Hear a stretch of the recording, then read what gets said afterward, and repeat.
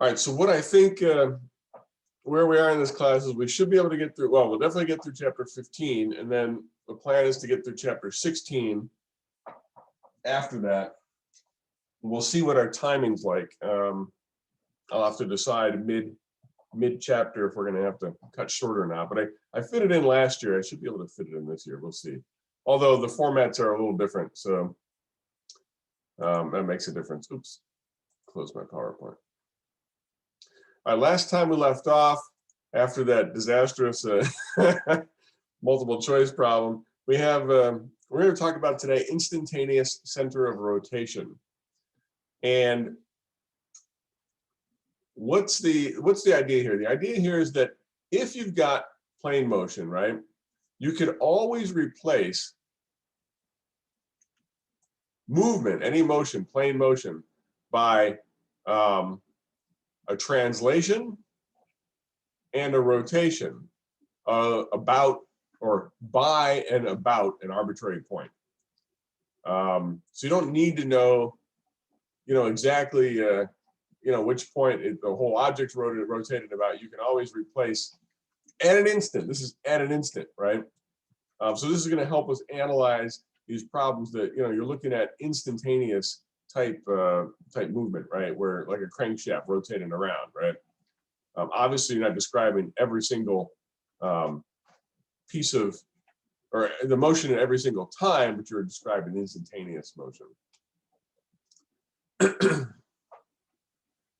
And let's see, if you look at this, let's see, this is supposed to be coming out of the page here. You can get the same, they're just telling you these are analogous, right? Same translational and rotational velocities. If you just say that you have a angular velocity about point C, which is perpendicular to the velocity at A. So you can take really any sort of arbitrary point and do this analysis. This one here is showing you rotation about A. This is showing you A, and then you've got this perpendicular axis C to some distant imaginary point, which has a rotation omega, right? So if something's rotating about a central point, this is also, you can also use instantaneous center of rotation, right? So this object may be curving through space, right, following some trajectory, and portions of that trajectory, obviously we talked about this earlier, the centroid, if it's not perfectly circular, right, the centroid will be changing, or the center of rotation is going to be changing as you go. And just keep in mind, oh, I made it just bigger here. R times omega is VA, right? Radius times omega, or it's basically the position vector, right? And that's where they get this R equals VA over omega.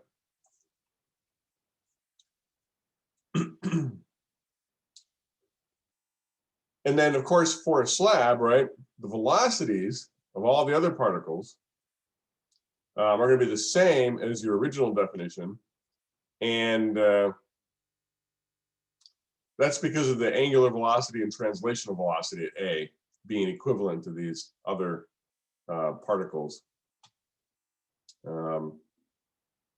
But the point here with instantaneous center of rotation is, as far as you're concerned from the standpoint of analysis, right, at that instant, the slab is appearing to rotate about this instantaneous center of rotation right here, right, at that instant. So here's two points, A and B, right? If you know those velocities, so this is nice. If you know two velocities on a planar object, right, you can figure out, because you know velocity is a vector, right, you can figure out the perpendicular lines that take you to the instantaneous center of rotation, and where that intersection is, right, that's the intersection, or that's the center of rotation.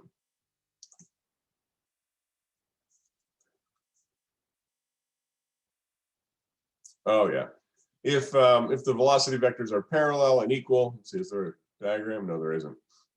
Obviously, if the velocity vectors are parallel, right, and equal in magnitude, you're going to have an instantaneous center of rotation that's basically, these two lines will never converge, right? The perpendicular lines of two parallel lines are never going to cross. And this one shows here another scenario, right? If you have velocity vectors A and B, perpendicular to the line AB, right? Then the center of rotation lies on that intersection of that line with the velocity vector magnitude line.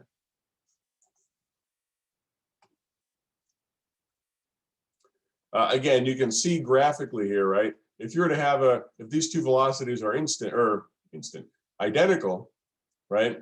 That dashed line is going to extend off forever parallel to this line, right? So they're never going to intersect. So you'll have you won't have a center of rotation that you can use for that one, which makes sense, right? Then you're going to be in purely translational motion if those are the cases, right?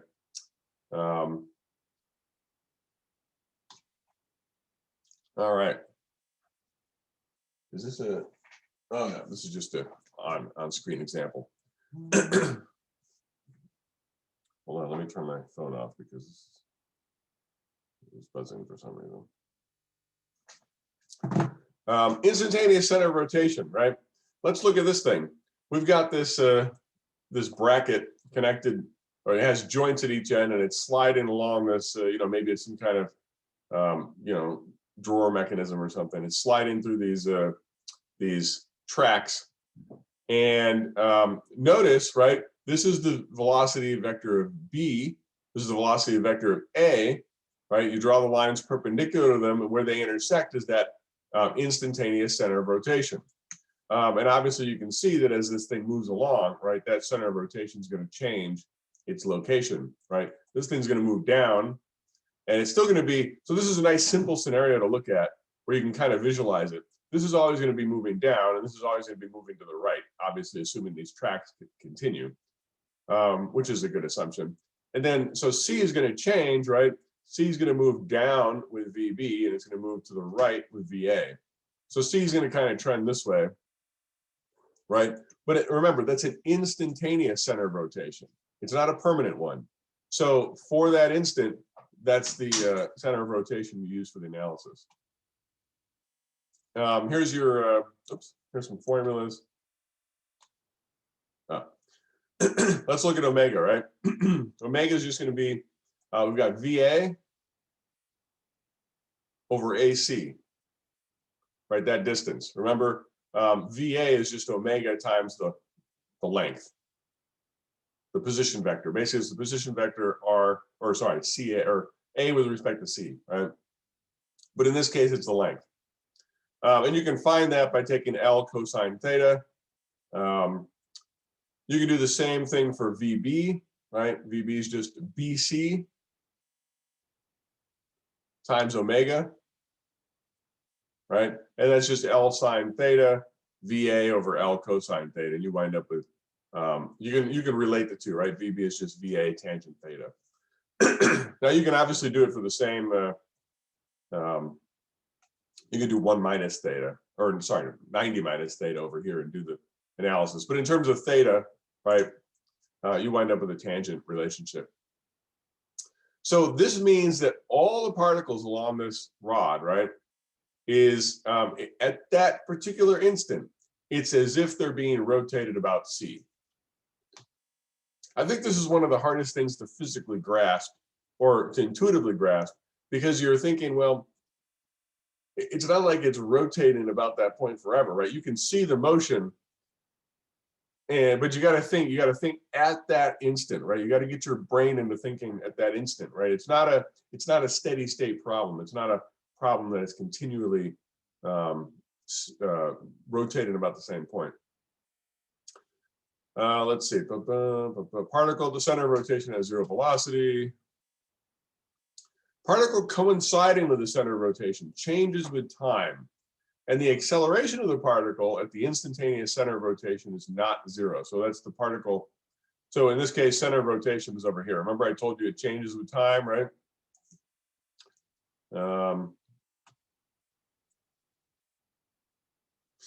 acceleration of the particles in the slab cannot be determined as if they were simply rotating about c.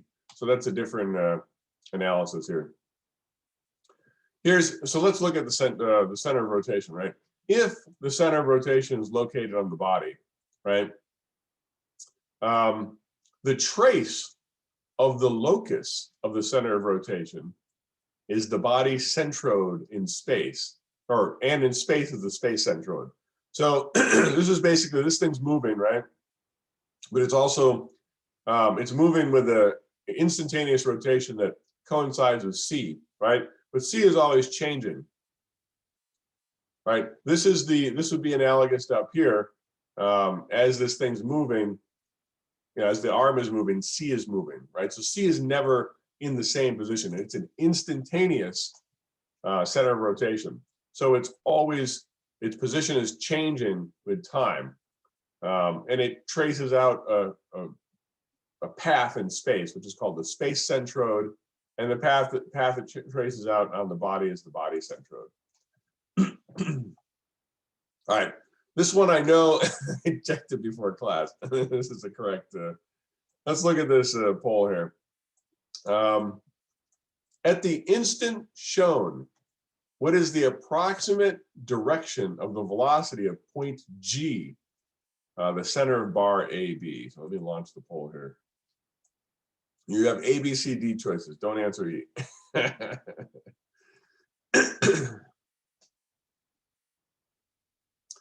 What's going on with the direction, approximate direction of point G, center of the bar?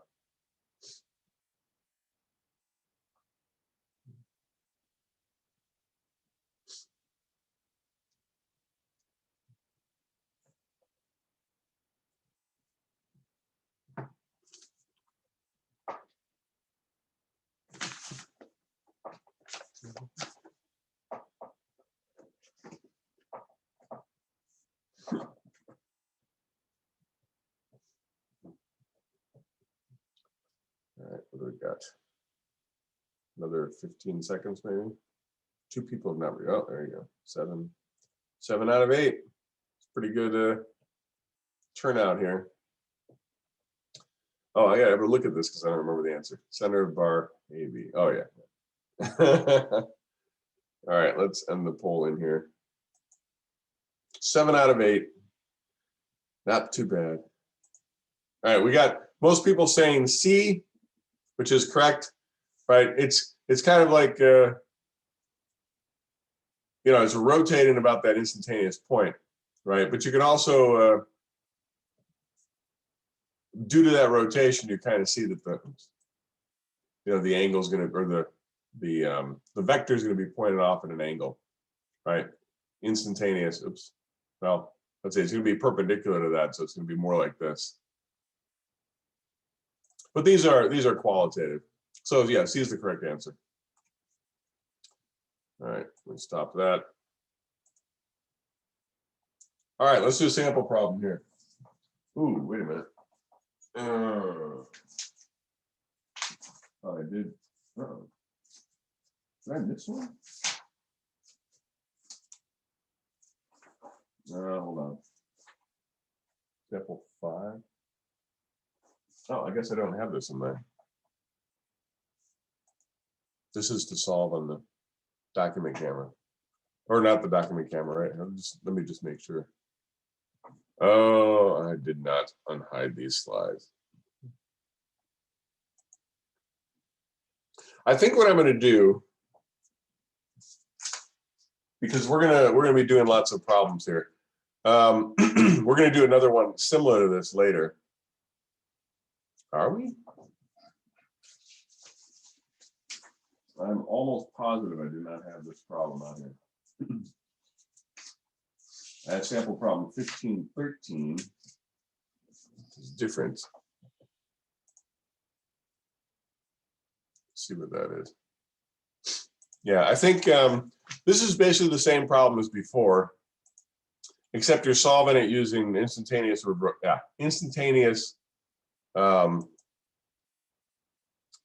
center of rotation. Let me just quickly review this one because this is not. I didn't have this in my book to solve. Yeah, so this double gear rotating, right, on the stationary lower rack. We discussed this already back in earlier section, and we solved this. Determine the angular velocity of the gear and the velocities of the upper rack and the point D of the gear. So remember, we did this one already, except this time we're going to do it with instantaneous rotation. And what's interesting about this problem is point C, right? Point C is at that instant, it's in contact with a stationary lower rack, right? You're going to learn about well, you've already dealt with no slip, right? You're going to learn about, you're going to use no slip in a few other classes like fluid mechanics. No slip is a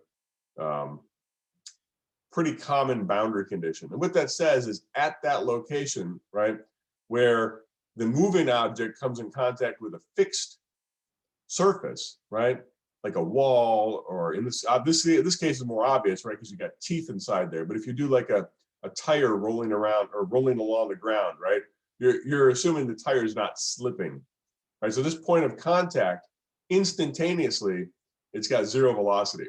So you can look at this and say, this is the location of the instantaneous center of rotation. I think I alluded to this last time, that we could find these points by looking at instantaneous centers of rotation. Angular velocity about C based on the velocity at A, right? So we have this information. What is this? This is a vector, right? And the line perpendicular to it intersects this instantaneous center of rotation, right? So we can get omega from that. And then we can evaluate the velocities of B and D based on that. So let's look at this, this diagram. You can get this information from geometry. Well, this information we can calculate, this length, and then V. So this is what we're looking at. We're looking at VA is a vector here. VB is a vector here. And notice they share the same perpendicular line to the center of rotation, or instantaneous center of rotation. And then VD is over here. You can also draw a line to the center of rotation. You can figure out geometrically what that is, right? Knowing it's just a 45-degree angle, right? 150 and 150. Just the two radii. Let's see, angular velocity about C, right? So remember, VA is just RA omega. What's RA? RA is 150 millimeters, or 0.15 meters. You wind up with 8 radians per second. Maybe you remember this is what we got before. Do I have the document?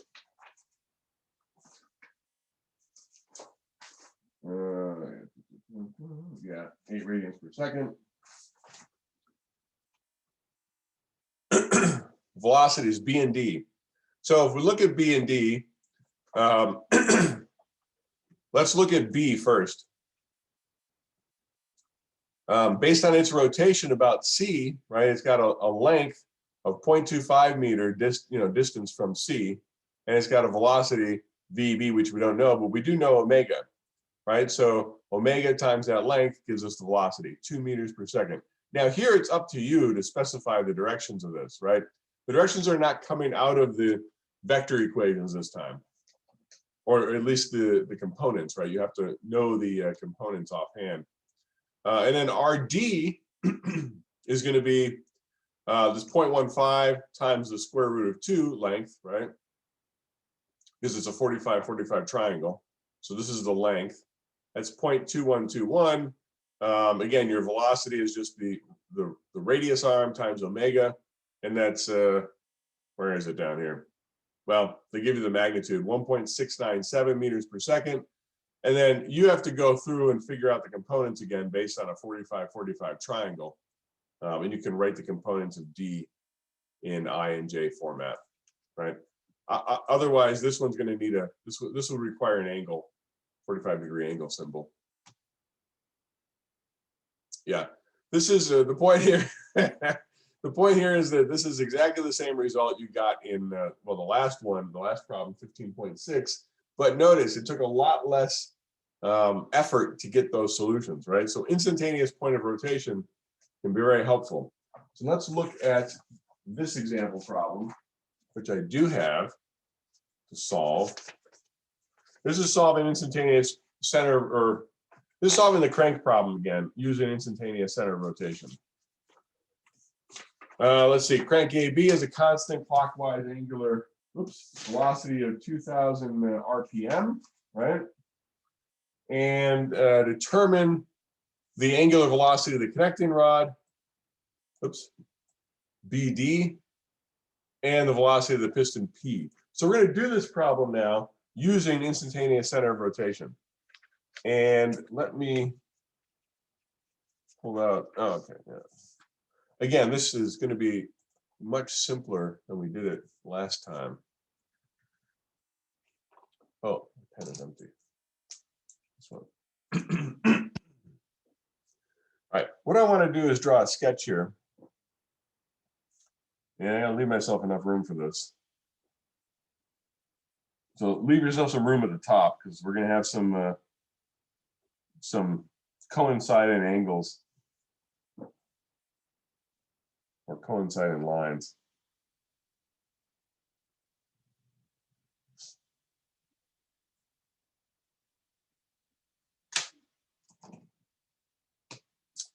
I'm going to put a dash line here. Remember, we had an angle beta.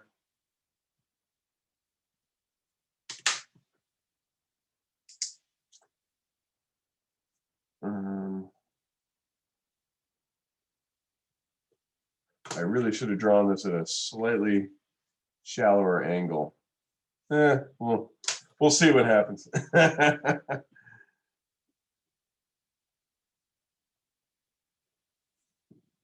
Yeah, this should be a slightly shallower angle. I'm going to give this a little, I'm going to fudge this here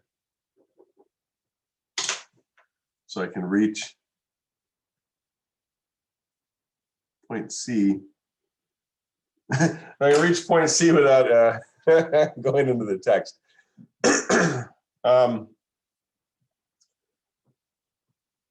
Let's see, what do we got? You know what? I really should have drawn the vectors in for these first. This is VA, right? We know it's moving in this direction. This is VB.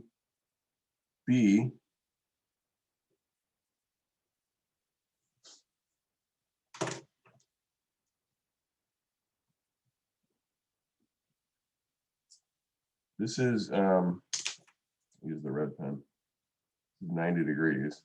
So 90 degrees with VB is just going to correspond to the, right, this shaft AB, crankshaft. We got a few angles here that I want to call your attention to. This is gamma D.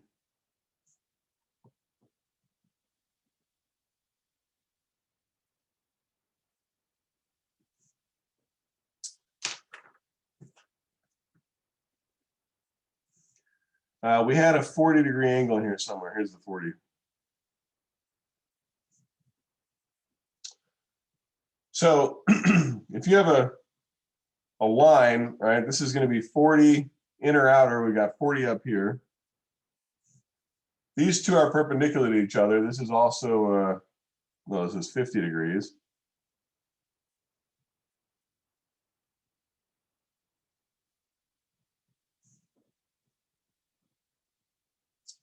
What else do we have?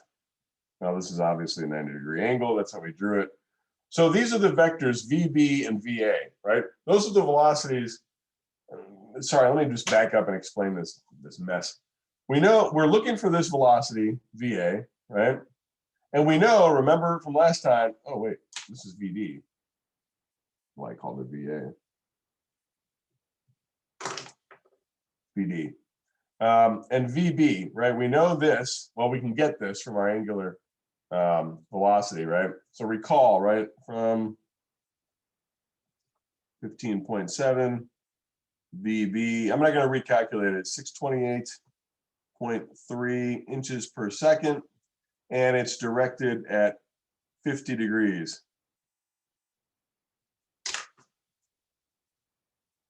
That's from the horizontal. You know what? I should probably put that in there because that's part of the initial conditions. We're running out of pens.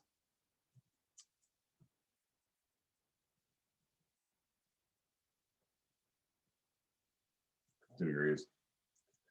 All right, so we know our V or VB, and we know VD, the direction of that. So we draw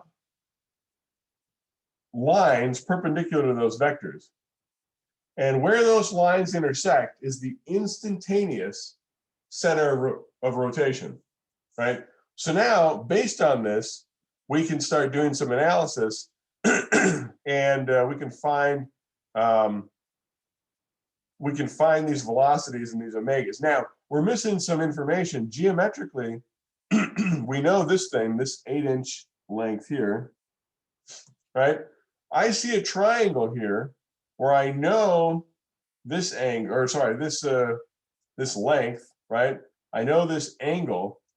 If I want to try to find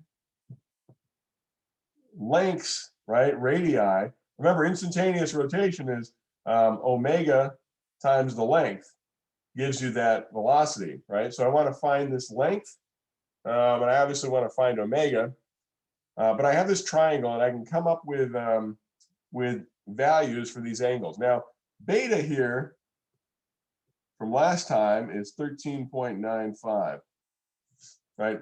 This is the data from problem 15.7, and beta equals 13.95. So this is from our earlier analysis. You would just do the same thing we did in 15.7 to find that information. All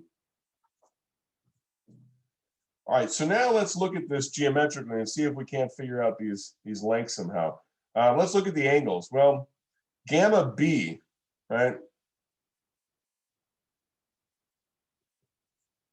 This is going to be, this is between this and this. So what do we have? We've got, actually, here we've got this angle 40, right? This is angle 40 up here. And then this angle in here between the horizontal and BD, right? Should label these. That angle is just beta, right? Beta is also opposite interior angle, right? 13.95.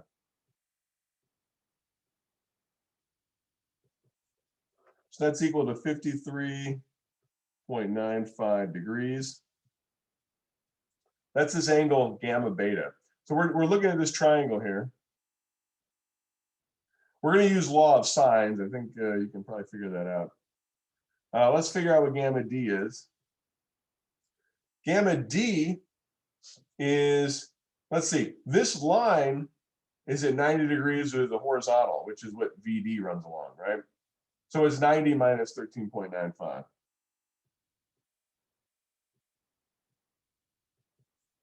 This is going to be 76.05 degrees. Now, you can obviously check these by adding them up, and we got the 50 up there anyway, right? They should all add up to 180. All right, so now find BC and DC, since BI, I'm going to write this generically. The velocity of point I is equal to the radius. I'll call this IC times omega BD. If I write out the law of sines, I've got BC is to sine of gamma D, 76.05, 76.05. DC or CD is to sine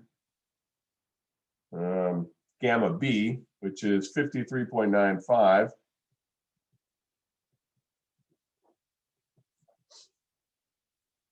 This is, and then we have over here 8 inches, right? I'm going to write BD, and I'm going to say, I'll just put a little arrow here, 8 inches, right?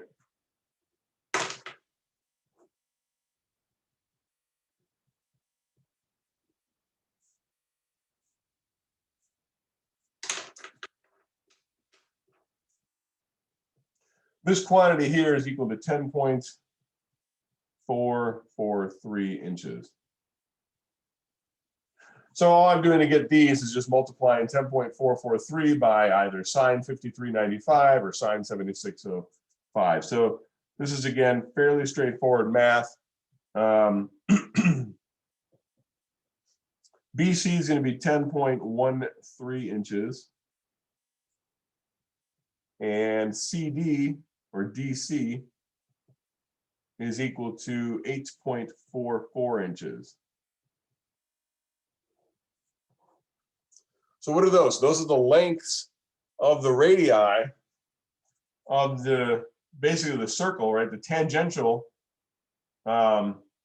distance around between the instantaneous point of rotation and the velocity vector, right? Let's see. We can figure out omega because we know velocity of B, right? Since EB is known. Did I write that already? No, I didn't.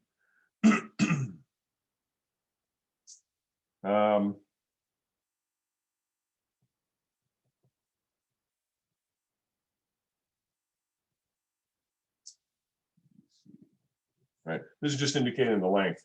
So BC times omega D, which I never actually wrote, omega BD on here. Let me draw it in black, I guess.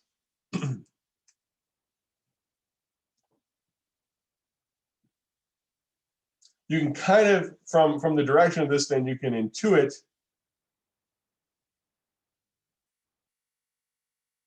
omega BD, right? This is basically the angular velocity BD about point C, right? So you can find that just by doing the math. So we got VB over BC. This is equal to, what do we have? 628.3 divided by 8. This gives us,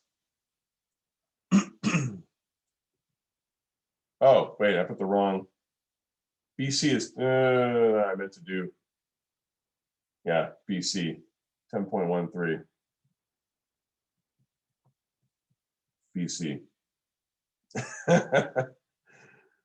This is 62.0 radians per second. And again, that's counterclockwise. This is omega BD, right? And then for VD, velocity at D, we have basically DC, right? DC times omega BD. And DC was 8.44 inches. And this is 62, omega 62.0 radians per second. We're going to wind up with 523.3 inches per second to the right, right? We can also write VD as feet per second. Just divide by 12. Oh.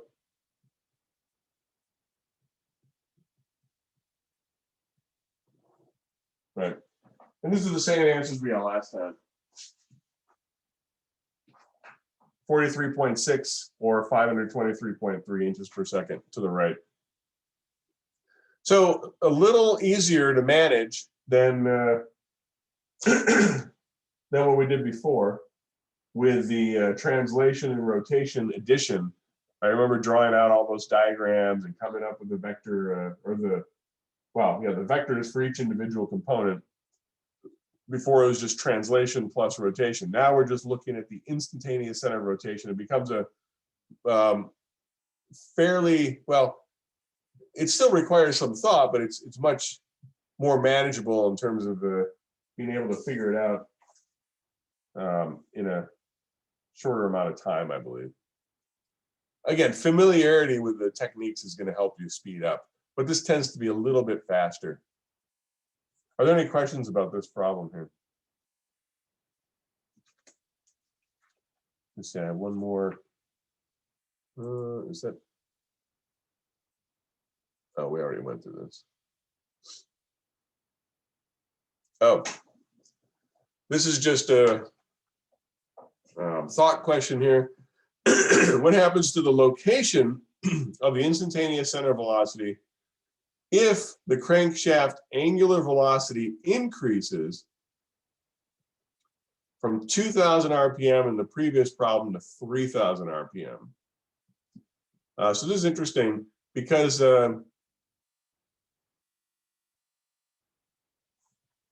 geometrically, oh, well, that's the second part of this. If the angular velocity increases from 2,000 to 3,000, let's see. I got to look at the calculation from the previous problem here. Crank AB, yeah, there it is, 2,000. Now,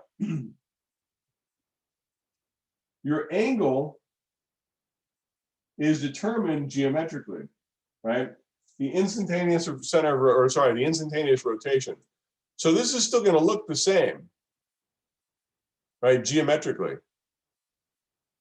So your instantaneous center of rotation should remain in the same spot, just with a change in the angular velocity, right? Just because it's still at that instant, AB, right, geometrically is still the same. You're going to still have a tangential component of velocity, right? It's just the magnitude of this is increased. And so obviously the magnitude of this is going to increase as well. But this magnitude will increase. You'll have the same distances to deal with, but now the ratios between them will increase, right? This will increase. So as a result, this will increase, right?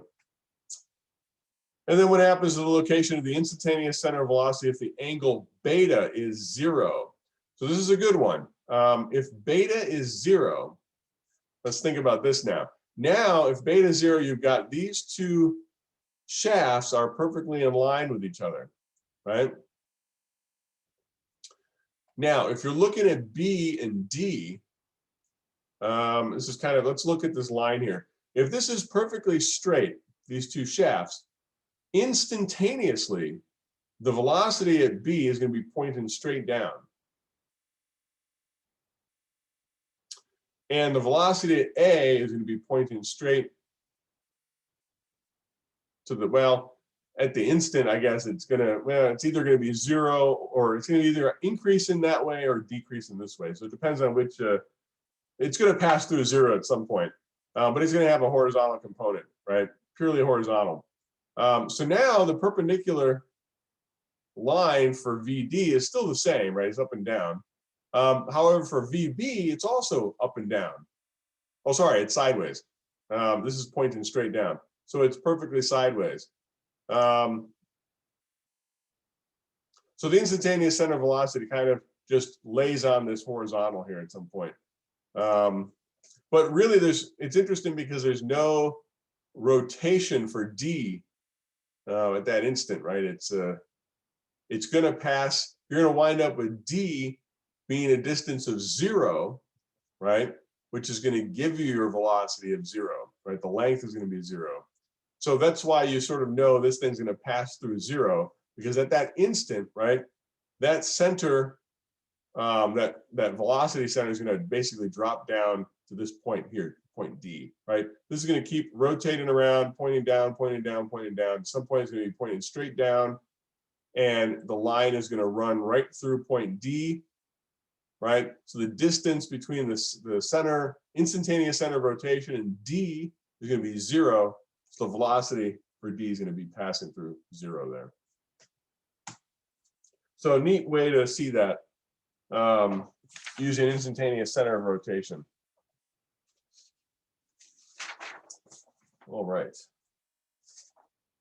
Let's talk about now we're still in planar motion here, but now we're looking at absolute and relative acceleration in plane motion. All right, I'm just putting notes away. And you can see like something like a gear. It's got some linkages. If this center gear speeds up, right, you're going to wind up with points on the linkage are also going to accelerate, right? So this gear accelerates. These are also going to accelerate. Because why? Because they're coupled, right? You're taking angular acceleration and you're coupling it with linear acceleration, or angular motion coupled with linear motion, right? So that's going to translate into an acceleration as well. Let's see, normal acceleration. Oops. So again, using sort of these concepts of translation and rotation, we can look at this this slab here, and it's got two particles, A and B. Now notice the vectors for A and B, right? They're sort of going off in different directions, right? This part's sort of swinging around this way, this part's swinging around that way. Back to our original technique of breaking this down into translation and then rotation, right? Rotation about A. Again, you can write this as rotation about either point, just a matter of which one is more convenient, which one you know information about, perhaps, or which one you're interested in. You're going to have to. It's going to depend on the problem of which one you choose. Let's see. So same thing with velocity same thing as what we did with velocity. We're using the same vector techniques for acceleration, right? We had acceleration of B off in this direction, acceleration of A in this direction.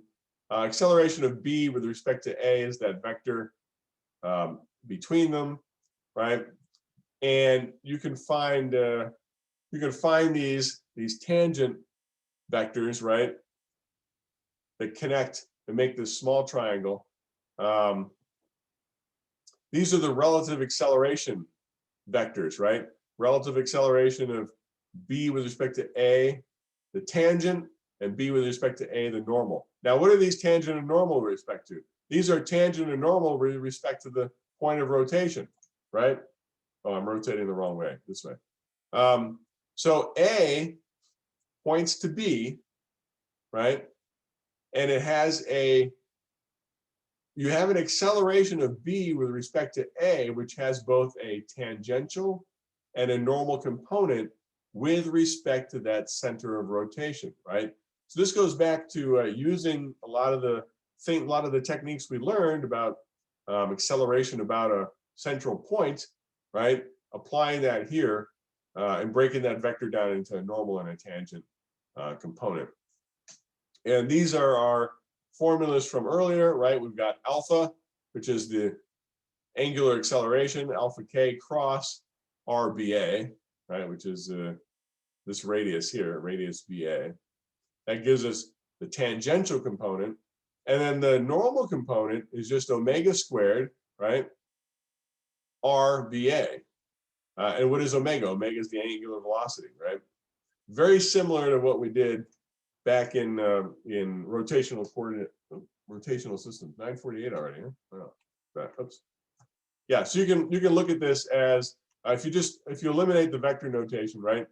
The acceleration of B with respect to A tangential is just R times alpha. The normal component is R omega squared, right? So very familiar, just different context. Let's see. This is looking at that sliding bracket in a I don't know what this is, in a track. So let's look at this. We got plane motion, right? We're going to turn this into translation with respect to A. and rotation about A, right?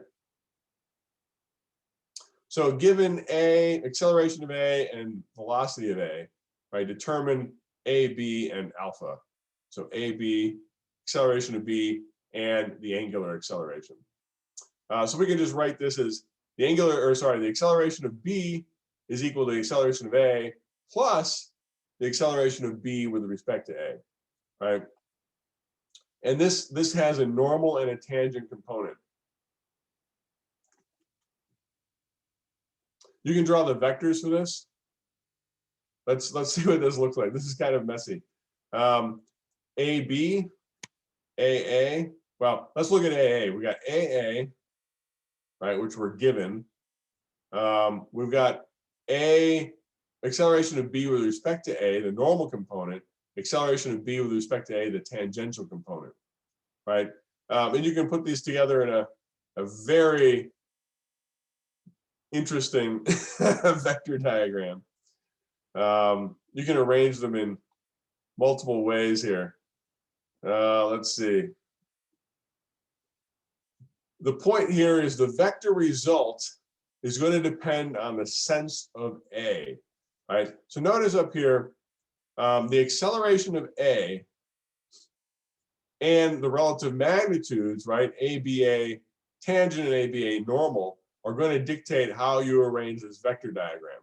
So you can see, unless you're given unless you have some more information or intuition about what's going on here, right? Arranging the vector diagram is not going to be straightforward because these could all be possible depending on what's going on with things like acceleration of A, right? So this is acceleration of A to the right. This is acceleration of A to the left, also to the left. You got different combinations, right? Acceleration of B down, acceleration of B up, right? Acceleration of B down, down. So you need to know something about what's going on with the system. 951. Yeah, you also have to know the angular velocity. All right, let's just pick up here on Wednesday. I didn't realize it was, I thought I'd get through the section. Just leave off here. We'll pick up here on Wednesday, and I'll see you all in mechanics this afternoon. All right, see you.